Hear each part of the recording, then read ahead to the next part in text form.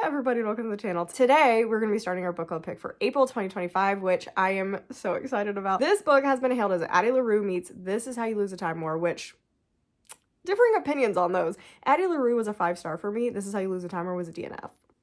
So I'm really hoping it's more Addie LaRue than it is This Is How You Lose a Time War, because if it's more This Is How You Lose a Time War, this is going to be a rough vlog for everybody involved, because if I'm not having a good time, nobody's having a good time.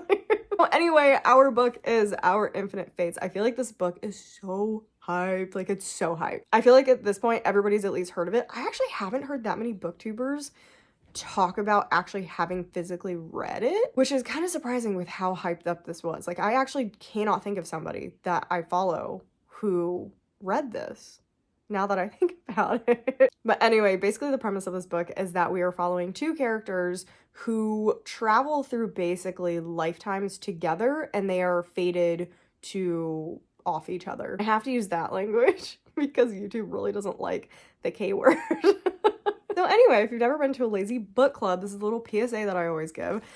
This is a book club that generally does fantasy. There are every once in a while like a mystery thriller. We always read the Riley Sager, which is always mixed results. And every once in a while there's more other thrillers in here. And it's normally a mix between young adult and adult books. I think I would generally say it's adult fantasy, with also there's some romantasy that would have been thrown in there with, again, mixed results. But the idea is that this is kind of a lazy book club. So if you don't want to do lives, this is like the perfect book club for you.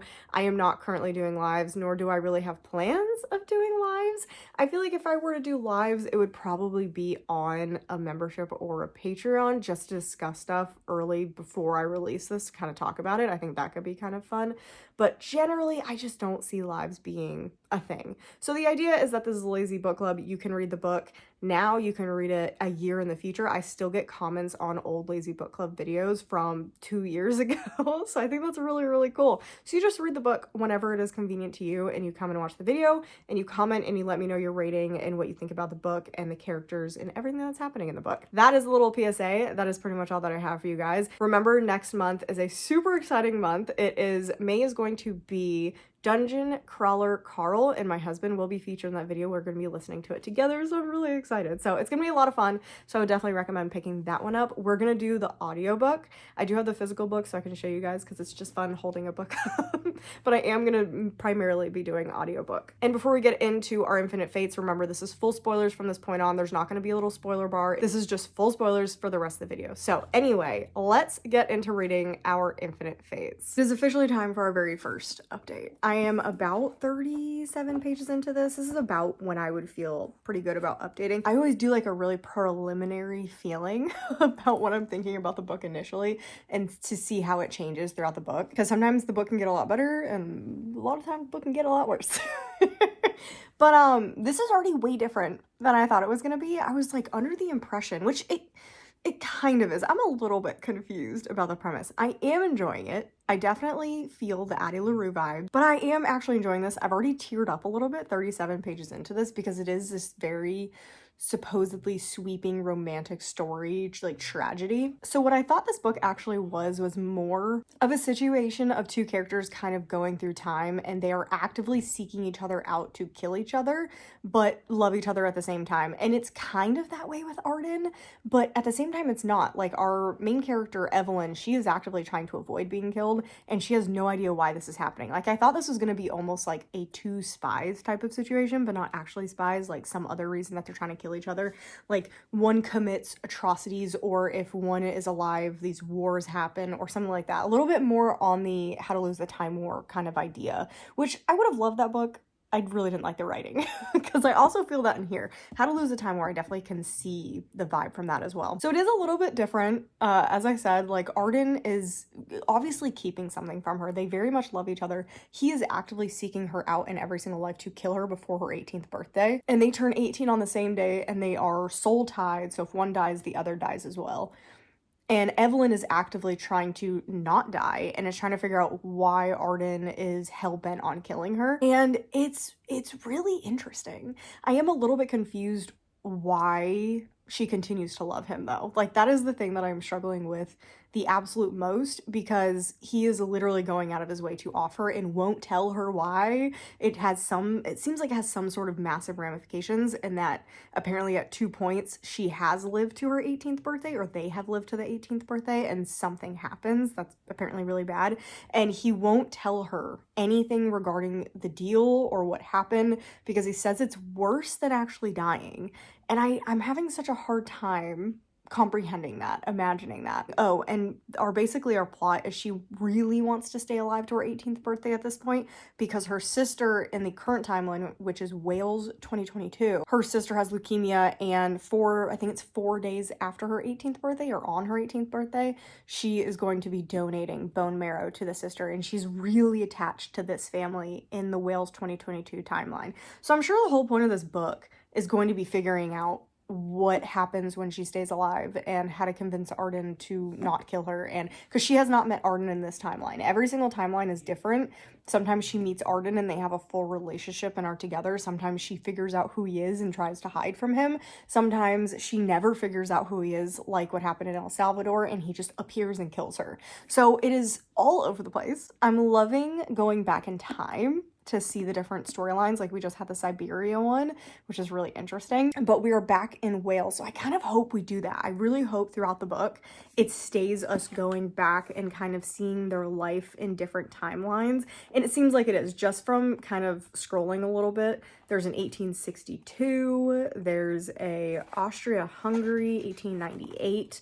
So I think that sounds so cool, and it's gonna keep it interesting and moving, as long as it doesn't break up the story too much. Like if we go into the past this often, which it seems like we're gonna go very often, we need to learn something every time we go into the past, or at least deepen their relationship in our eyes. Because right now, to us, they're still kind of strangers, even though they've been in love for centuries. So we just need those emotional stakes that aren't 100% there yet. I'm at page 52. I can't tell you chapter numbers because there are none.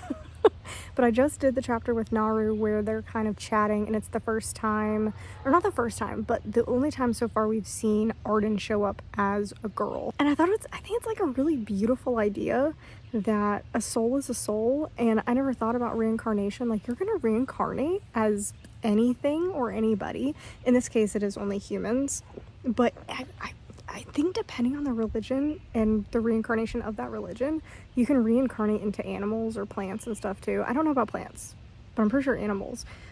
I don't know enough, so don't quote me on that. But I love the idea of talking about this and how, yeah, a soul is just a soul, and you can be reincarnated into whoever and you're still you. So anyway, we've just met Sari and we've just met Naya, and those are our two, like, potentially Arden is those two people. And I kind of have a theory. I don't have a theory about Naya. I don't have a theory about Naya. I am curious if Naya is Arden, but I'm thinking Sari is actually who killed her in El Salvador. Like, I think there's a third player here, and I think that's what something has to do with being past 18. Like, I feel like there's another player in this whole reincarnation thing, and it's making sure they don't make it to 18 for some reason or another. I don't know, but I don't think Arden killed her. I don't think Arden was Raphael. I think somebody else killed her in the previous timeline. So I am curious about that. I'm curious where that's going. I think my biggest issue right now is that I still can't wrap my head around the fact that Evelyn loves Arden, because Arden is, like, actively killing her. Like, it's gotta be something big. Like, it's gotta be something big for me to be okay with this.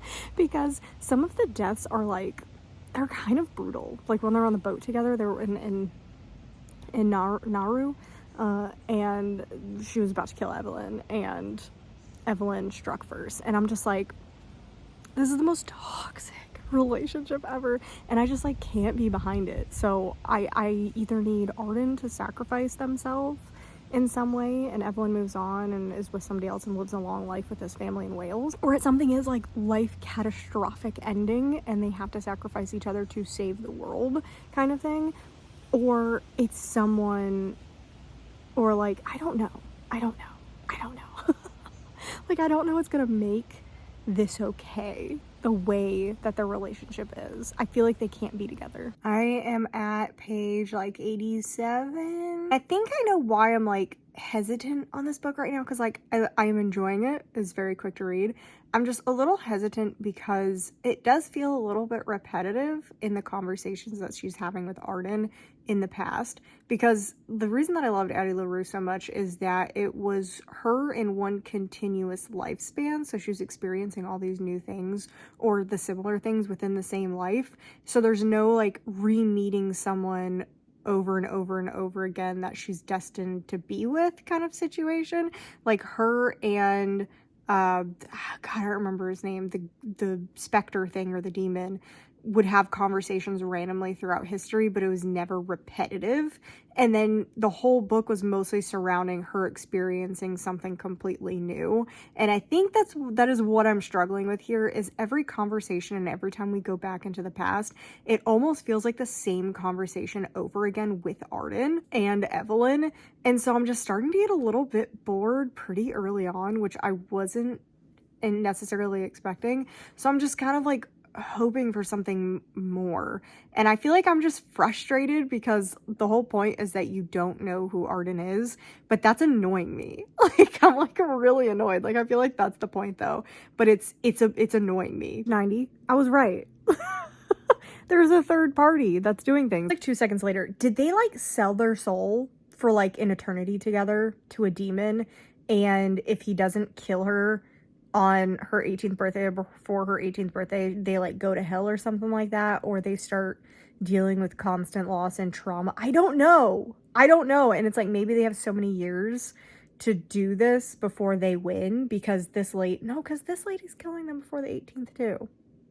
I don't know. I just suddenly like had that thought and I had to jump in again, but I promise I will read way more before updating again. Page 110, and I was wrong about El Salvador.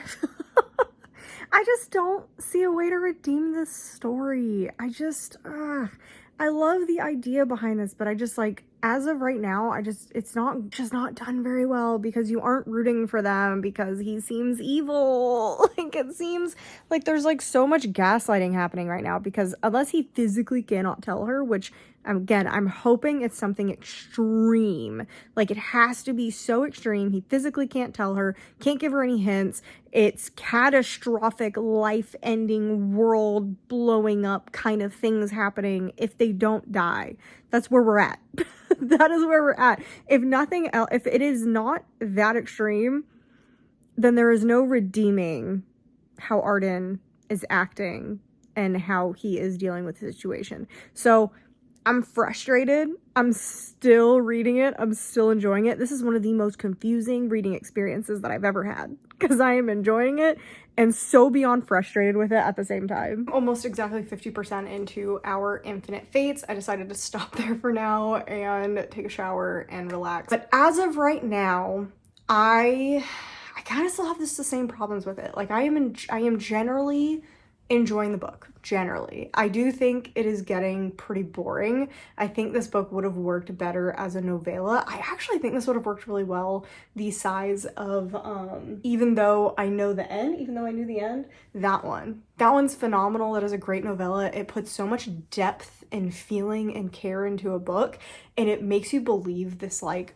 insanely romantic story with only like it's like the tiniest book. And I feel like our Infinite Fates, I immediately felt the connection early in the book, and the longer the book has gone on, the actually less that I feel the connection between Arden and Evelyn. But because I don't get Arden's motivation for killing Evelyn in all this timeline, and Evelyn doesn't even get the motivation because she's not being told at any point, it's just really hard to get a connection to these two characters because I don't buy their romance. We also don't know how it started. We were kind of just told they're this epic romance and they've found each other in every single timeline that they've lived in, but we're not told why. We're not told how they met, like how did this start? And I'm sure that'll be revealed at the end maybe, but at that point, I don't care. I think I would have much rather preferred opening the book with the deal in that so that we know and make something else the twist. It doesn't even need a twist.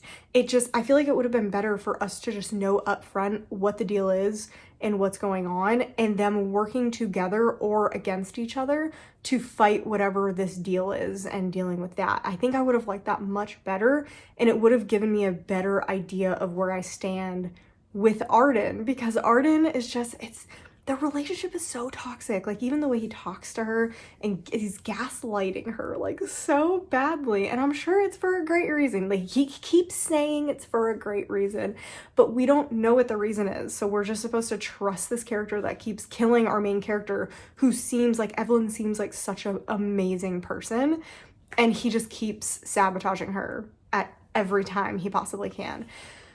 So it's very frustrating. It's very, very frustrating to follow, and it literally feels like a toxic relationship. That's where I am at 50%. I'm just mostly frustrated. Like, I'm enjoying it, but I am bored and frustrated at the same time. Okay, I'm gonna keep this as light as possible. I did end up finishing Our Infinite Fates. I just went ahead and finished it because pretty much at 60% and on, I really hated it. I really hated it. I really didn't like the ending. That ending totally ruined everything for me, but I already was not enjoying the book before we even got to that point. I think this book would have been phenomenal as a novella, but oh my god, the level of boredom that I was at by the time I hit about the 50% mark, and then it just like kept dragging me down.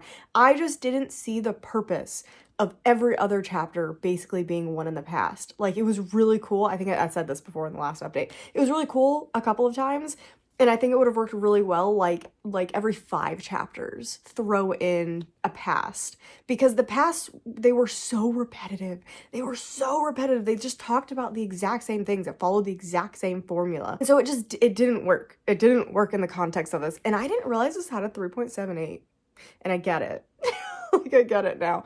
I'm gonna keep this light because I know a lot of people enjoyed this book. I think already someone, I saw a comment about it, they gave it like a 4.5. So I'm like, I really don't want to ruin this for other people, but I'm between a 1 and a 2.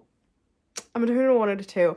I think, oh man, the only reason I would give it a 2 is I think it has really good, as far as I'm concerned, I am not part of the trans community or the non-binary community, so I can only talk about it with so much knowledge. But I feel like this has really good trans and non-binary rep. Like, the non-binary aspect was so casual. It was just like a thing that existed. It wasn't like this big thing that everyone was freaking out about and talking about all the time. So I feel like it was really just very normalized in this book. So I thought that was pretty cool, because Arden generally went by they. Again, it depended very much on what body that they were in and how they were feeling in that specific lifetime. And I feel like that's really interesting. Like, I feel like the trans rep in this is, it's not exactly trans rep. Like, there's no transitioning or anything like that, but it's like a soul is a soul. And I feel like that's kind of, at least my understanding behind kind of people. Like, just because you're in a certain body doesn't mean that that basically defines you. So I think that's such an interesting thing. Like, I feel like that was a really interesting way of doing this, because they even had the conversation. Arden talked about how they felt more masculine. They felt more comfortable in a masculine body, even when they were in a feminine body. Like, it didn't bother them, but they felt more masculine no matter where they were and what body they were in. And I feel like that is somewhat of an embodiment of trans rep. But again, I can only talk about it from an outside view. So I would love someone who has more experience with the community or who is trans themselves to kind of discuss this book. I'm definitely going to look up reviews about that. But that is the only reason that I would rate this a 2 or higher, because I think that's really the only good part about this book. I really didn't like anything else about it. I think that was done pretty well, but I really didn't like the rest of it. And I did love that it ended, because, again, Arden talked about how they felt more comfortable in a masculine body, and they did end up in a more masculine body. And Evelyn discussed how they didn't care where they were. They didn't care what type of body they were in, and they ended up in a masculine body. Kind of, I feel like they described Arden's body a little bit more than Evelyn's. So I thought that was really interesting. I thought that was a really good way to end that, but that is the only thing I liked about the ending. So let's kind of break down what I haven't talked about. The devil aspect of this. So I feel like there really isn't that much to talk about. Like, they got the bone marrow thing, I do think was a little bit weird. Again, I don't know. Like, I've seen bone marrow samples when I worked in the lab as a technician. We had bone marrows all the time coming into the lab to get checked for leukemia. And so I've seen bone marrow samples. I've never seen one taken, and I don't know.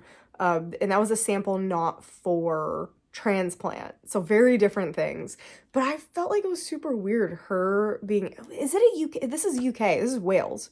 So, okay, I'm not going to talk about it then because this is a totally different health system. But I feel like in the United States, it would be incredibly difficult to be able to go to another hospital, like even with a connection, and be like, hey, can you harvest my bone marrow and then send it to a different hospital system? That would be like unheard of unless they like literally couldn't get them in at that time.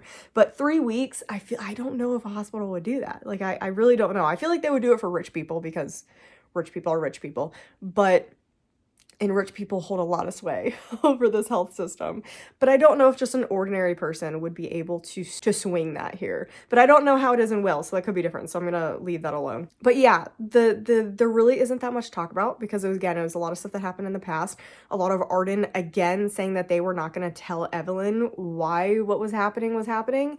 And you know, it wasn't a good enough reason. It wasn't, because the second that Evelyn knew, the fact that they were a devil and they were the reason that this bargain was struck in the first place, I don't think it made a lot of sense to keep that from them. Like I don't see that. It literally felt like a lot of miscommunication. It felt like this entire book could have been avoided if they had just talked to each other before each death and come up with a plan. Arden obviously got the bad end of this. They remember everything in this lifetime and all the others and remembered the original deal, and Evelyn was lucky enough not to remember anything. And so Arden would have the responsibility of telling Evelyn every single time. But I think that's only right. Why? Like, that is only fair that they devise a plan together each lifetime, because once Evelyn remembers Arden, it's like, okay, yeah, Arden, tell Evelyn what's going on. That way you have thousands of years, because once you know each other, it's like, okay, they're going to tell me the truth. And so they can devise a plan together over many, many lifetimes and take down the witch, because Evelyn immediately knew that they could kill the witch. And it was like, I was so mad. So a lot of this pain and suffering could have been avoided if they had just talked to each other, and that never happened. I also didn't understand why they loved each other. It felt a little Stockholm syndrome-y, like they literally were trapped together, so they fell in love with each other because they had no other option. That's what it felt like. And I get that soul tether was there, but I don't know. And then the multiple times of referring to Dylan like a sibling, ick. Like, that was actually kind of an ick. I didn't like that, especially when we figured out he was Arden. I was like, oh, Evelyn refers to Dylan kind of like a sibling. Like, that's kind of weird. And it was brought up a couple of times, even after Arden was revealed as Dylan. It was weird. And then Ciri had, like, no purpose in the book. That was such a random addition to this book. Like, I get pretty much Ciri's entire purpose of the book was going to the police, but it was so, like, I don't know. Again, a character that really didn't seem to be necessary in this book whatsoever. Like, zero amounts of necessary. I also absolutely hate the fact that they died.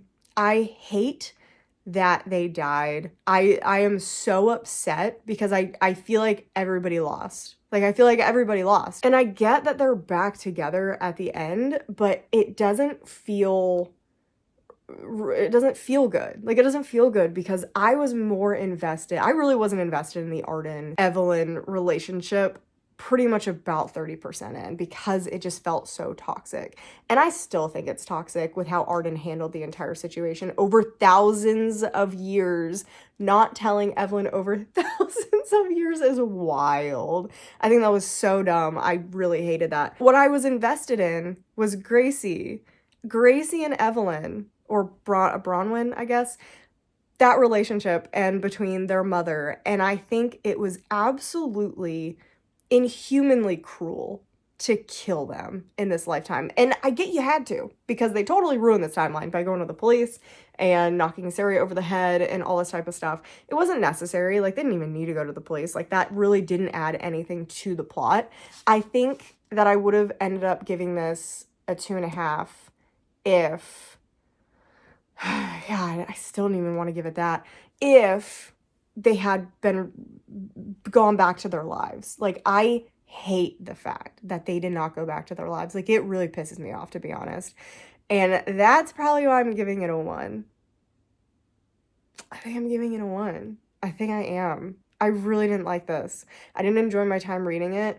I didn't feel any emotional connection. I cried at the very, very beginning. Again, if this was a novella, I think this would have been great.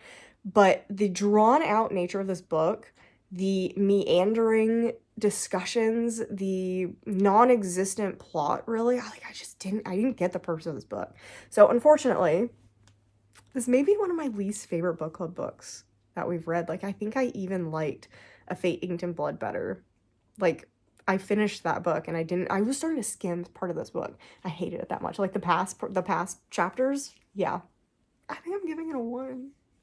Again, I would say the LGBTQ plus rep is probably like a 3-star. But I literally can't get over anything else, so I think I'm gonna give it a 1. That feels bad. That actually feels really bad. But anyway, that's all I'm gonna say about it. Yeah, that's all I'm gonna say about it.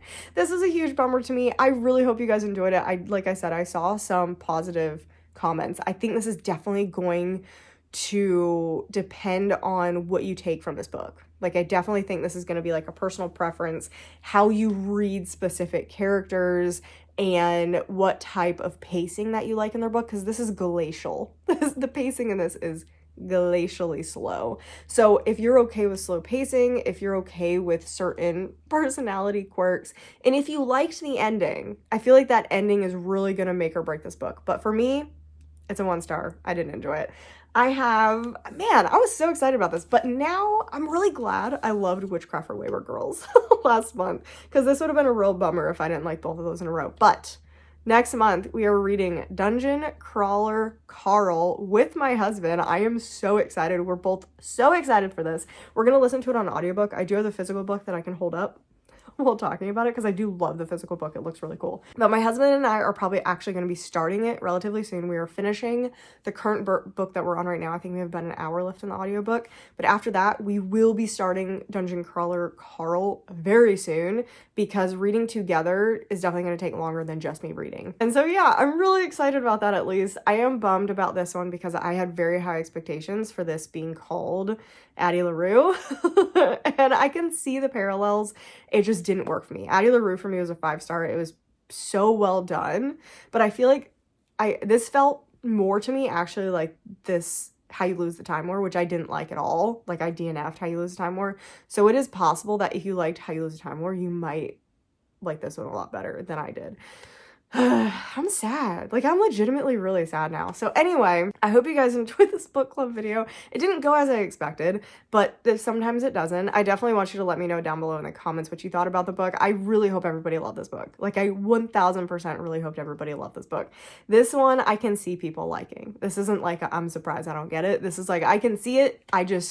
It did not work for me. Definitely subscribe so you miss any future content. Like I said, next month is Dungeon Crawler Carl. And yeah, I'm really excited. So like the video if you enjoyed it. Make sure you comment down below. And I'll see you guys in the next video.